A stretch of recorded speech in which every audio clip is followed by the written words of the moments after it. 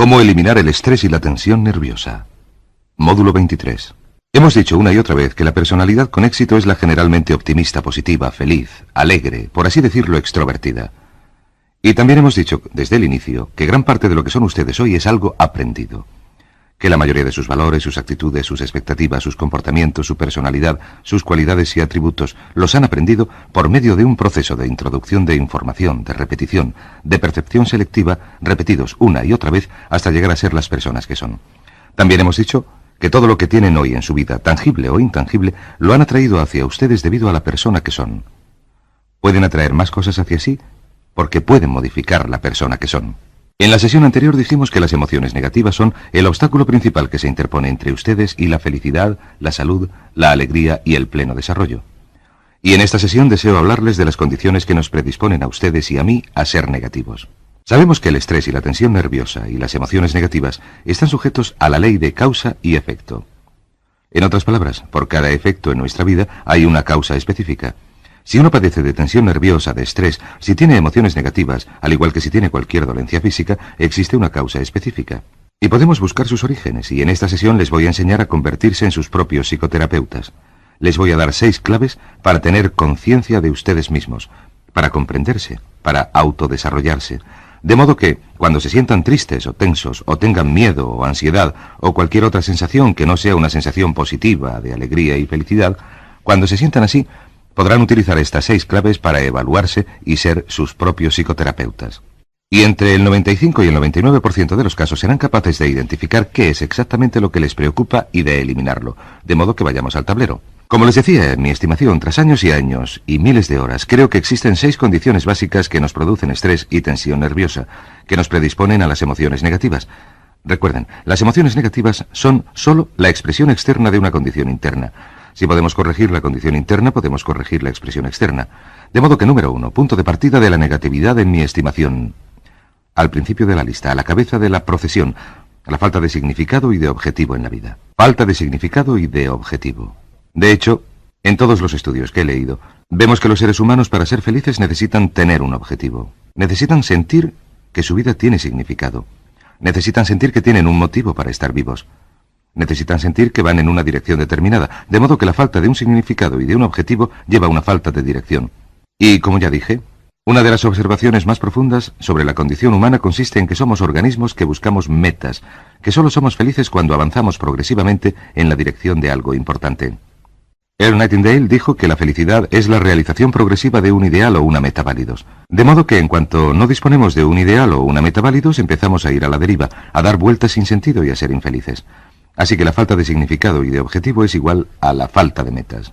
A lo largo de este curso hemos comentado lo importante que es disponer de unas metas, lo importante que es escribirlas, pensar en ellas, trabajar en ellas todos los días, porque son las metas las que dan significado, objetivo, dirección, poder, entusiasmo e impulso a nuestras vidas. Ahora bien, si desean una prueba sencilla, lo único que tienen que hacer es considerar los momentos de su vida en los que se han sentido maravillosamente, en la actualidad o en otros tiempos, y hallarán que siempre estaban avanzando hacia algo que era importante, muy importante para ustedes. Esto lo pueden comprobar mirando a las personas a su alrededor que no son felices. Un buen amigo mío utiliza una prueba muy sencilla. Cuando alguien que viene a verle es infeliz por cualquier motivo, él les pregunta cuáles son sus metas en la vida, dónde quiere estar dentro de 1, 2, 3, 4 o 5 años. ¿Y saben lo que averigua? Averigua que en el 80, en el 90% de los casos la gente infeliz no tiene metas. Y también sucede lo contrario. En el 80 o 90% de los casos las personas felices son las personas con metas claras y específicas. De modo que hemos hablado mucho de esto, establecer metas, escribirlas, elaborar planes para su desarrollo y trabajar progresivamente hacia su logro. Incluso una meta pequeña les ayudará, les elevará la moral, les permitirá sentirse positivos y entusiastas mucho más deprisa que cualquier otra cosa que pueden hacer. De hecho, lo que Viktor Frankl averiguó en su trabajo en logoterapia es que la persona que tiene un significado, un motivo, vivirá a veces 10, 20, 30 años más que otra que no lo tenga. Por cierto, la esperanza de vida de los norteamericanos que se jubilan sin metas es de 14 meses. Interesante, 14 meses. Y las personas que al jubilarse tienen metas pueden vivir 25 o 30 años más.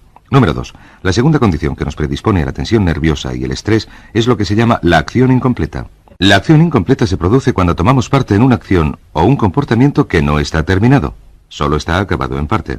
Cuando empezamos un trabajo y no lo terminamos, cuando empezamos una tarea o empezamos a escribir nuestras metas y lo dejamos, existe en la psique humana lo que se conoce como un impulso hacia la terminación.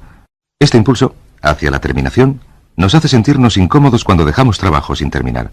De hecho, esta acción incompleta en realidad funciona bien para nosotros, especialmente si tenemos unas prioridades establecidas y si aquello en lo que trabajamos es importante y aporta algo. Por cierto, se produce un problema considerable si no establecemos prioridades. Si nuestras metas no están claramente organizadas y no establecemos prioridades, podemos hacer cosas que no son importantes para nosotros, pero seguir sintiendo el estrés porque las estamos dejando sin terminar. Podemos seguir sintiendo el estrés porque estamos aplazando las cosas. Y, como saben, el aplazar no solo roba tiempo y vida, el aplazar las cosas es una fuente de estrés. Dejamos una tarea para más tarde y la seguimos dejando y cada vez padecemos más estrés porque este impulso hacia la terminación nos empuja y, sin embargo, el impulso hacia la dilación nos retiene. Cada uno de nuestros actos terminados es una fuente de amor propio y de motivación. Cada vez que terminamos una acción de cualquier tipo, ya sea lavar la vajilla y limpiar el fregadero, cortar el césped, elaborar una propuesta importante, obtener un diploma, casarse o iniciar y sacar adelante un negocio próspero, cada vez que terminamos una acción, nuestro amor propio aumenta porque nos sentimos ganadores. Cada vez que hacemos algo con un principio y un final, nos sentimos como un ganador. Se llama la sensación del éxito merecido, la sensación de logro. Nos hace sentirnos estupendamente. Ahora bien, cada vez que empiecen una acción que no terminen, tendrán la sensación de que han participado en una carrera sin llegar a la meta, la sensación de haber perdido. De modo que la norma es esta: háganlo ahora, ahora, adelante, pónganse a trabajar, ánimo, completen estas acciones. Esto nos lleva a un caso especial de acción incompleta que los psicólogos denominan asuntos sin terminar. Los asuntos sin terminar constituyen una fuente principal de estrés para ustedes y para mí y se producen continuamente. Los asuntos sin terminar se producen cuando uno se involucra en una relación con otra persona o personas y la relación se termina, a veces de manera desagradable, pero se sigue arrastrando.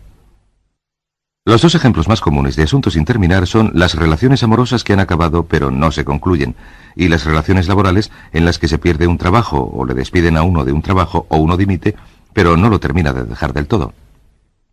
En relación con el primer caso, las relaciones amorosas, existen 3 claves para enfrentarse con el final de una relación cuando ha acabado.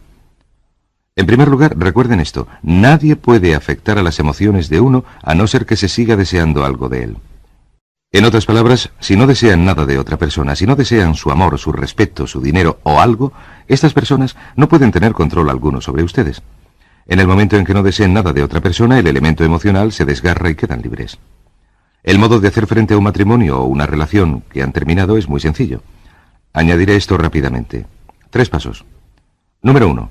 Se llama escribir la carta. Y miles de personas han seguido este consejo y ahora lo enseñan en sus cursos por todo el país.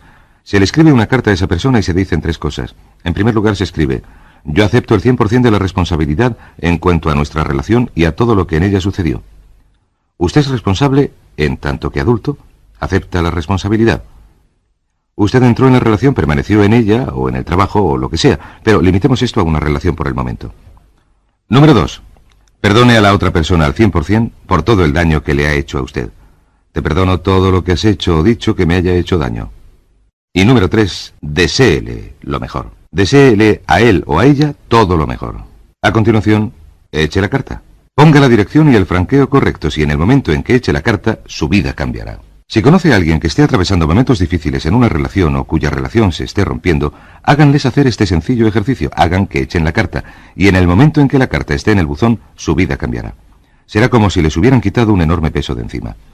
Tengo una buena amiga a la que despidieron de un trabajo en una importante institución financiera. Iba a poner pleito a la empresa, decía que iba a ponerles una demanda por 18 meses de compensación y que iban a ver con quién estaban jugando, etc. Yo le pregunté, estaba rabiosísima y le pregunté: ¿qué posibilidades tienes de ganar? No sé, un 50, quizás un 60%. Yo le dije: ¿cuánto va a tardar la cosa? Me contestó: al menos 18 meses, quizá 2 años. Yo dije: ¿en qué estado mental vas a estar durante ese tiempo? Le pregunté: ¿puedes buscar otro trabajo? Me contestó: no puedo buscarme otro empleo porque mi caso perdería fuerza en los tribunales. Le dije: ¿por qué no te olvidas? Lo dejas atrás y te dedicas a otra cosa. No vale la pena. Y saben, escuchó mi consejo. Y a los 3 meses tenía un puesto mejor, con un sueldo mejor y una categoría mejor. Me escribió una tarjeta. En ella me decía que había sido el mejor consejo que le habían dado. Así que, si ya está usted metido en un asunto sin terminar, o si de repente se encuentra metido en él, la solución es: termínelo, deshágase de ello, acabe con ello. El tercer motivo, la tercera condición, que nos produce un estrés enorme, es el miedo al fracaso. Nuestro viejo amigo, el miedo al fracaso. El miedo al fracaso, que como sabemos es una respuesta acondicionada, tiene sus raíces en la infancia. Tiene sus orígenes en las palabras de nuestros padres: no hagas esto, para, quita de ahí, castigándonos por intentar cosas nuevas y distintas. Vuelve a la superficie en la vida adulta como miedo a intentar. Miedo a intentar cosas nuevas, un miedo profundo que se localiza en la boca del estómago cuando pensamos en un cambio grande. Se puede hacer frente al miedo al fracaso de dos modos muy sencillos. El primero es la preciosa cita de Mark Twain que dice: haz lo que temes y tendrás asegurada la muerte del temor. Esto se conoce como la insensibilización sistemática. Si tiene miedo a hablar en público, o a vender, o a hacer algo, sencillamente haga lo que teme una y otra vez, hasta llegar al punto en el que ya no le trastorne. Miles, millones de hombres y mujeres que estaban aterrados ante la idea de hablar en público han sido capaces de hablar ante grupos pequeños y luego ante grupos progresivamente mayores para finalmente llegar al punto en el que dejan de tener miedo de hacer lo que temen y lo que en un momento les aterraba ya ni les molesta. Así que hagan lo que temen, enfréntense al miedo, ataquen al miedo, resuelvan el miedo, recuerden que el miedo es solo un hábito mental negativo que pueden eliminar haciéndole frente y repitiendo la acción una y otra vez hasta que desaparezca.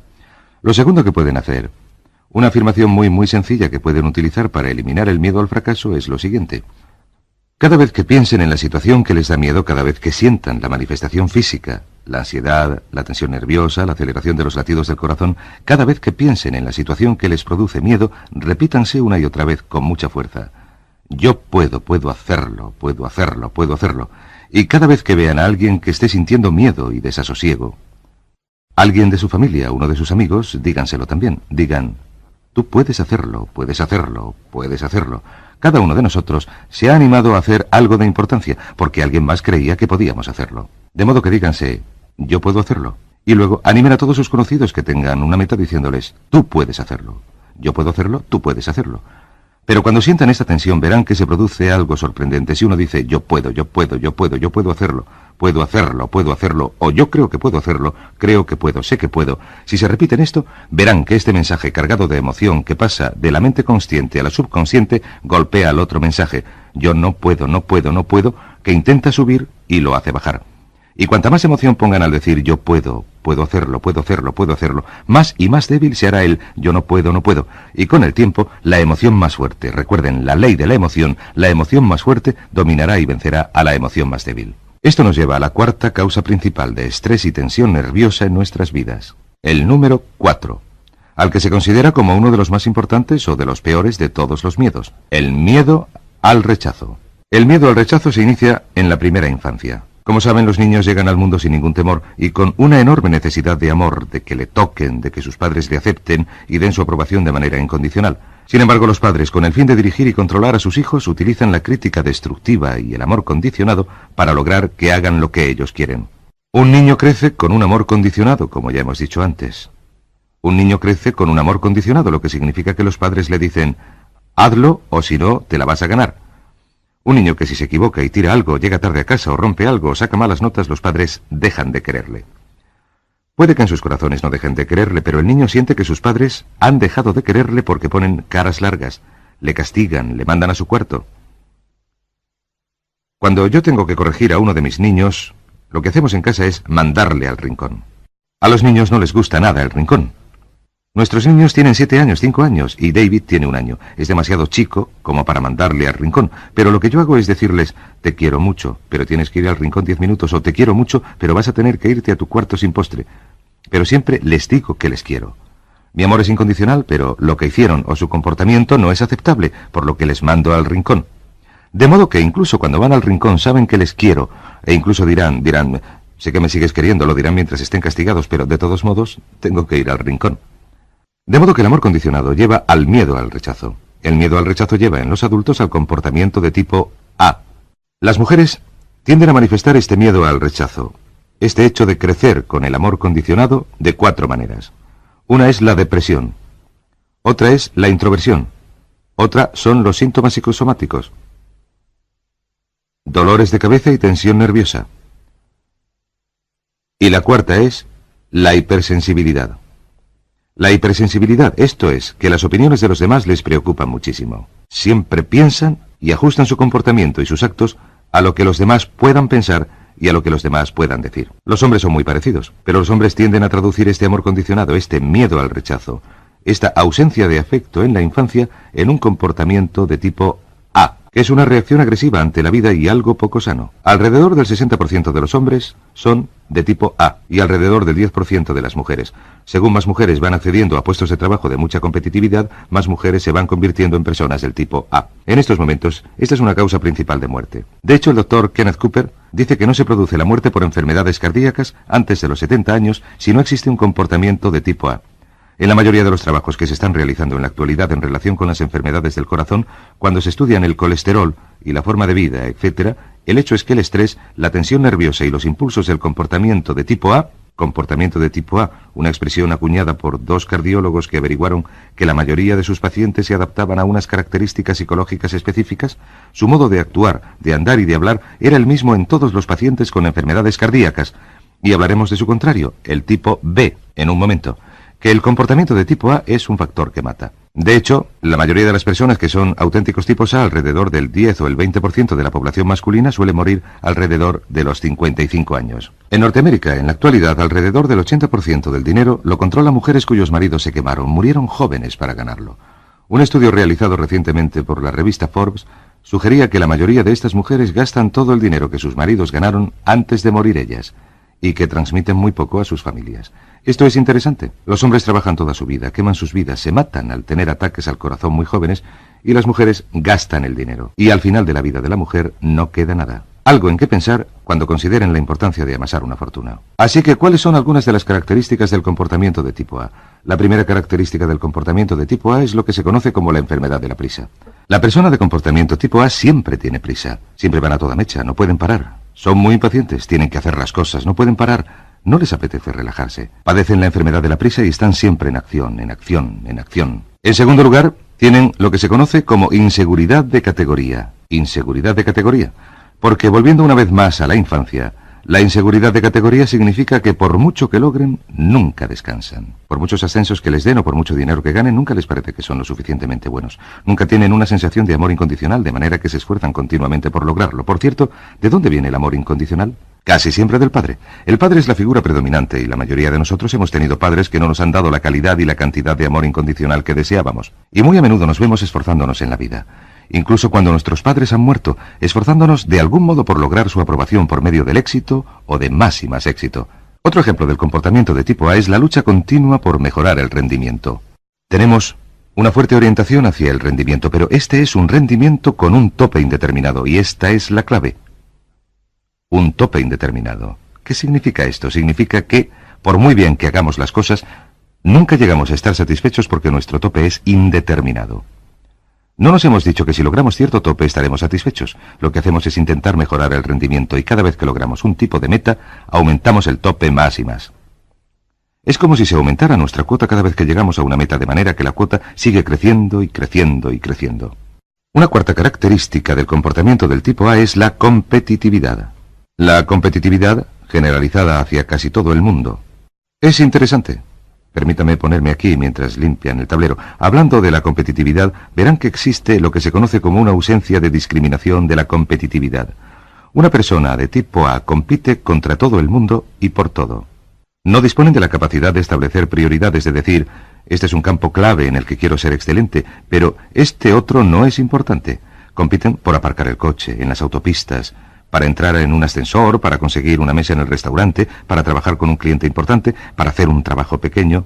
Son incapaces de discriminar entre lo que es un campo importante donde deben rendir más que los demás y lo que es un campo sin importancia en este sentido. De modo que estén precavidos contra esta competitividad donde siempre nos estamos comparando favorable o desfavorablemente con los otros. Se ha dicho, no te compares con los demás, ya que siempre hallarás otros mejores que tú y te sentirás inferior, y otros peores que tú y te sentirás superior.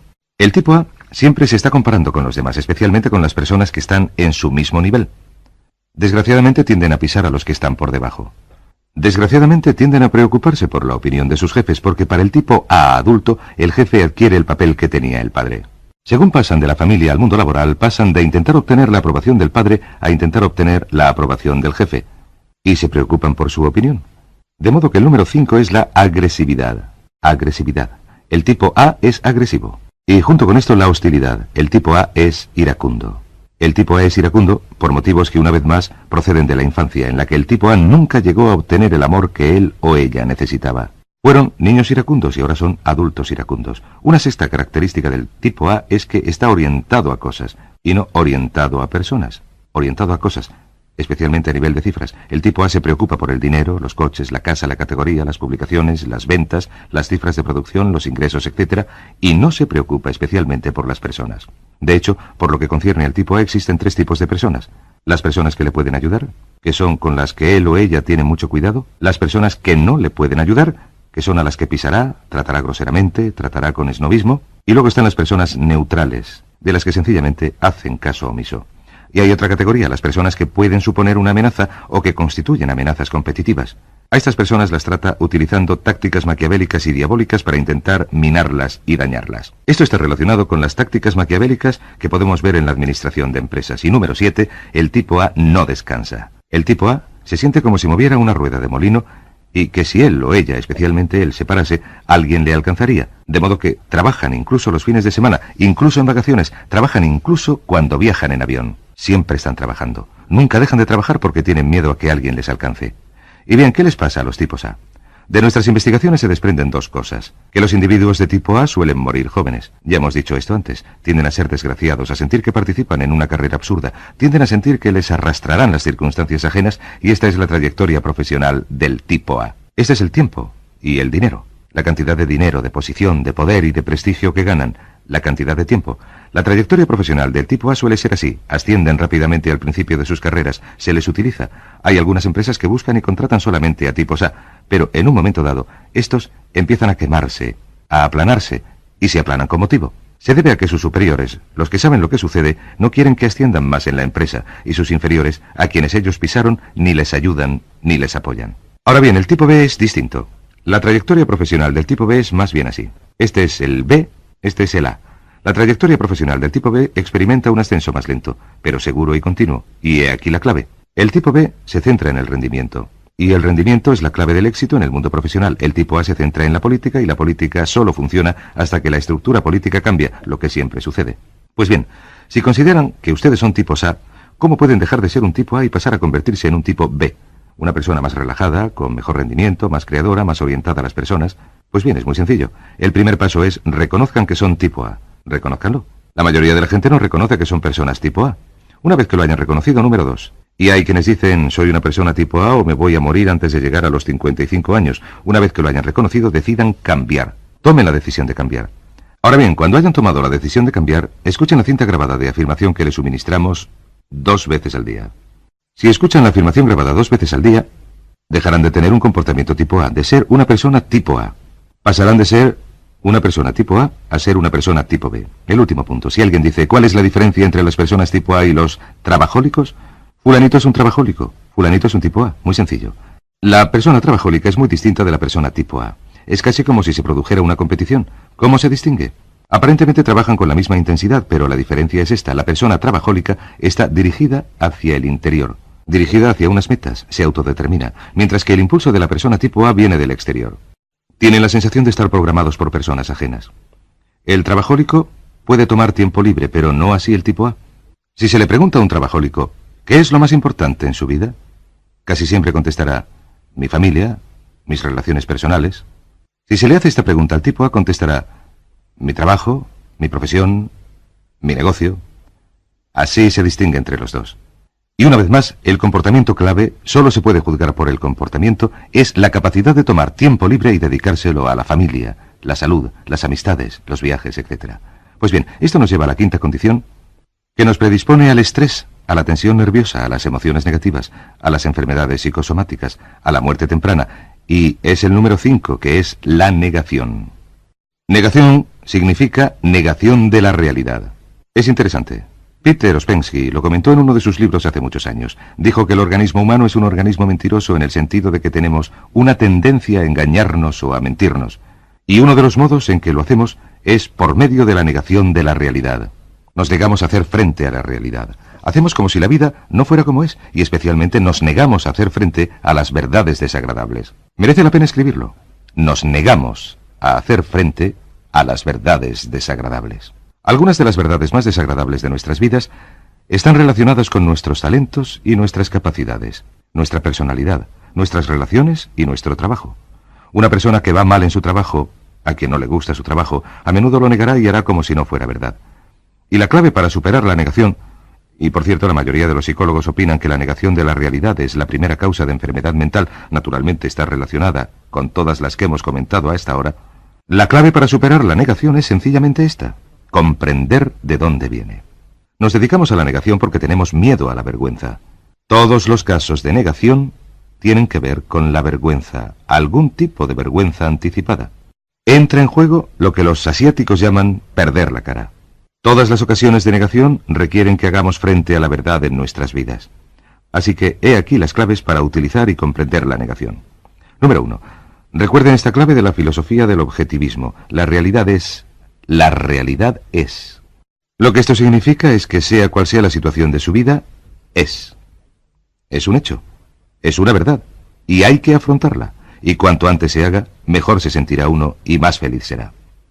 El número 2 es que siempre hay un precio que se puede pagar para estar libre de cualquier estrés o tensión nerviosa.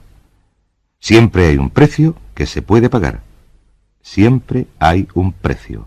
Si uno es desgraciado por cualquier motivo, siempre hay un precio que se puede pagar. De modo que uno ha de preguntarse, ¿cuál es el precio? El número 3 es decidir pagar el precio. Decídase a pagar el precio antes mejor que después, porque, suceda lo que suceda, lo va a tener que pagar en algún momento y mejor ahora que después. He aquí dos preguntas que se pueden utilizar para abrir la puerta de la negación. Cuando sientan tensión nerviosa, o tristeza, o estrés, o empiecen a resfriarse, o se congestionen, o cojan la gripe, o empiecen a sentirse desgraciados, o no duerman bien por la noche, o empiecen a sentirse irritables o distraídos, o tristes por cualquier motivo, den por sentado que hay algo en su vida con lo que no se están enfrentando. Den por sentado que se está produciendo una negación, que hay algo que les hace sentirse incómodos y que están dilatando la solución. La resistencia, el no hacerle frente, es lo que causa el estrés. Así que lo que hay que hacer es sencillamente decir, ¿qué es lo que hay en mi vida a lo que no estoy haciendo frente? ¿Qué es lo que hay en su vida a lo que no esté haciendo frente ahora mismo, que le está causando trastornos o falta de armonía? ¿Qué es lo que hay en mi vida a lo que no estoy haciendo frente? Y a continuación no se engañe diciendo, quizás es que mi coche está mal aparcado, o quizás es que no he comido. No se engañe. Pregúntese inmediatamente qué es lo peor que podría ser. ¿Qué es lo peor? Si está casado, a menudo lo peor que podría suceder es que su matrimonio no fuera bien. Si tiene hijos, a veces lo peor que podría suceder es que le preocupara que sus hijos fueran por mal camino. Si trabaja, lo peor que podría suceder es que fuera un trabajo equivocado para usted, pero que le diera miedo dejarlo. Quizás para los hombres esto es horrible. Pero lo peor que podría suceder es que no se les diera demasiado bien la profesión que han elegido. Un hombre que siente que su trabajo no se le da bien padece muchísimo estrés en su interior. Quizás usted ha hecho una carrera o tiene un buen amigo que ha estudiado medicina a lo largo de 8 años, se ha doctorado, se ha dado cuenta de que no le gusta la medicina, que nunca quiso dedicarse a la medicina, que su padre le pagó los estudios porque era médico. Toda su vida pensó que sería médico, pero ahora tiene 26 años y no le gusta ejercer de médico. Un estrés enorme antes de aceptar este hecho, de modo que la clave es decirse, ¿qué es lo que hay en mi vida a lo que no estoy haciendo frente? Y a continuación, decidir afrontarlo. En psicología existen dos personalidades básicas. En primer lugar está lo que se conoce como la personalidad evasiva. La personalidad evasiva es a la que no le gusta afrontar la realidad. Siempre espera que la realidad desaparezca o que algo ocurra o cambie. Y luego está la confrontante. De niños nos enseñan a no confrontarnos porque el hecho es que esta personalidad es mucho más sana que la evasiva.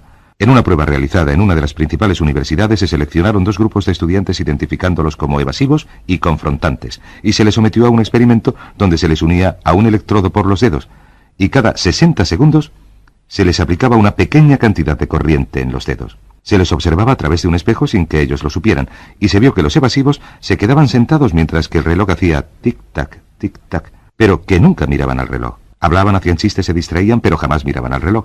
Al final del experimento, su presión sanguínea, medida al principio y al final, había aumentado en un 30%, un estrés enorme. Por otra parte, los confrontantes actuaban de manera distinta. Hacían lo mismo, hablaban entre sí, mantenían los dedos en los electrodos, pero según la manecilla del reloj llegaba a las 12 y sentían la corriente, todos miraban al reloj y se preparaban para la descarga y luego seguían la conversación sin quitar los ojos del reloj. Al final de este experimento, su presión sanguínea seguía igual. La clave para la salud mental es ser confrontante, no evasivo. Pregunte, ¿qué es lo peor que podría suceder? ¿Qué es lo que hay en mi vida a lo que no estoy haciendo frente y sea lo que sea, decidan afrontarlo, decidan pagar el precio. Nunca cambien su serenidad por nada. La regla más importante que pueden aprender en la vida es que la serenidad es su meta principal y si algo les está robando la serenidad, entonces la mayor responsabilidad que tienen ante ustedes mismos es afrontar y resolver la situación y acabar con ella. La sexta causa o condición principal que nos causa estrés, tensión nerviosa y emociones negativas es la ira. Hemos hablado de la ira, el enojo. Y sabemos que depende para su propia existencia del fenómeno de culpar. ¿Por qué nos enojamos? Nos enojamos cuando percibimos, y esta es la clave, cuando percibimos que somos objeto de una agresión, cuando nuestras expectativas se están malogrando, cuando percibimos miedo o dolor, cuando percibimos o interpretamos nuestro mundo, cuando lo miramos y decidimos que hay algo ahí fuera que nos está convirtiendo en una víctima. Porque para que nos enojemos, hemos de percibirnos como víctimas. Cuando nos percibimos como víctimas, se produce un fuerte impulso en nuestro interior que nos lleva a atacar o a contraatacar. En la salud, esto se conoce como la lucha o la respuesta de huida. Cuando nos sentimos amenazados, como le sucede a un animal, se produce esta reacción básica de lucha o de huida y queremos hacer algo. Sin embargo, en nuestra sociedad no suele ser posible. La venganza no suele ser posible. La venganza no es posible porque no es aceptable. La persona de la que queremos vengarnos es mayor que nosotros o se ha ido, o no es recomendable, porque quien nos causa el problema es nuestro jefe, nuestra suegra o alguien así. De modo que si no eliminamos esta ira de nuestro interior, si no la expulsamos, va creciendo dentro de nosotros y nos envenena. De modo que el Dr. Hans Soil elaboró lo que él llama actividad de impacto físico bruto. Averiguó que cualquier tipo de contacto elimina la ira. Concluyó que si se puede realizar cualquier tipo de actividad en la que se utilice el contacto, es posible expulsar la ira del propio sistema. Averiguó que con las manos se puede golpear, con los pies dar patadas. El tercer método de contacto es la voz. Se puede gritar y gritar es un modo de expulsar la ira del sistema. Y finalmente se dio cuenta de que con los dientes podemos morder. Y cuando se piensa en una lucha especialmente violenta, se piensa en una lucha en la que la gente pega, da patadas, grita y muerde, donde la ira se expresa por medio de golpes, patadas, gritos y mordiscos. Naturalmente la clave para afrontar todo lo que hemos comentado, los 6 puntos, pero sobre todo la ira, es lo que llamamos el método de control cognitivo. Y al llegar al final de esta sesión, he aquí las claves para la gestión de la salud y el estrés. Recuerden que el estrés es positivo, que el estrés que está dirigido hacia una meta suministra energía, vitalidad, nos hace sentirnos bien, pero el estrés orientado hacia el exterior, cuando uno se siente presionado y obligado a hacer algo, es negativo, nos quita la energía y nos hace enfermar. Esta es la diferencia entre un centro de control interno orientado hacia las metas y un centro de control externo, las presiones externas. El control cognitivo significa yo soy responsable. Significa que nadie puede hacernos sentir nada sin nuestro permiso, que mientras que aceptemos la responsabilidad completa y utilicemos la mente para controlar nuestra vida, podremos controlar nuestro modo de pensar y de sentir. También la ley de la sustitución. La ley de la sustitución dice que no se puede pensar y sentir con estrés si se centra la mente en algo positivo. ¿En qué se debe centrar la mente para mantenerse positivo? Esta es la clave. Piensen continuamente en sus metas. Piensen continuamente en sus metas. Verán, sus metas, una vez que las han escrito, una vez que han decidido lo que quieren y elaborado un plan para lograrlo, cuando piensan en sus metas constantemente, esto se convierte en un hábito. Hablando de hábitos, la ira también es un hábito. ¿Saben que rendirse ante la ira es un signo de debilidad? Un signo de infantilismo. Un signo de inmadurez, un signo de falta de sinceridad. Pero también es una respuesta condicionada, ya que cada vez que permiten que la ira les domine, reducen su resistencia ante la ira. Cada vez que se niegan a ceder ante la ira, aceptando la responsabilidad, negándose a culpar, tomando el control de su vida emocional, aumentan su resistencia ante la ira hasta llegar a un punto en que las palabras ya no les afectan. En resumen, las claves para mantener una elevada calidad de paz interior en la vida, la primera condición que nos quita la paz interior es la ausencia de metas. Establezcan unas metas claras y específicas y trabajenlas todos los días. Piensen en ellas sin cesar. Número 2, la acción incompleta. Terminen sus tareas, acábenlas, superen la tendencia a la dilación. Número 3, el miedo al fracaso. Hagan frente a sus miedos. Hagan lo que temen y tendrán asegurada la muerte del temor. Número 4, el miedo al rechazo.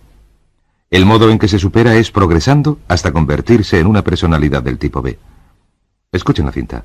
Den más importancia a sus relaciones, relájense más. Vivan una vida más equilibrada y comprendan que este comportamiento de tipo A, este comportamiento obsesivo, compulsivo, se deriva de unas experiencias de la infancia que ya han pasado. Número 4. Superen la negación aceptando hacer frente a la realidad y aceptando el hecho de que sea lo que sea, es. Recuerden que siempre hay un precio que pueden pagar para liberarse de algo que les trastorna y que siempre se sabe cuál es el precio. Pregúntense, ¿qué es lo que no estoy afrontando? Y decidan afrontarlo. Y finalmente, la ira. La ira viene de intentar culpar a otro. Intentar hallar algo o alguien ajeno a nosotros, a quien hacer responsable de nuestra infelicidad. La clave para afrontar la ira es aceptar la responsabilidad total. Hallen modos para no expresar emociones negativas. Piense sin cesar en sus metas y dedíquese con tanto ahínco a trabajar en algo importante para usted que no le quede tiempo para la negatividad. Y finalmente, recuerden lo siguiente, que el estrés es positivo siempre que esté orientado a unas metas. Y si desarrollan muchísimo estrés orientado a metas, lograrán grandes cosas. Tendrán salud y energía, niveles bajos de dolencias físicas y probablemente llegarán a vivir 100 años.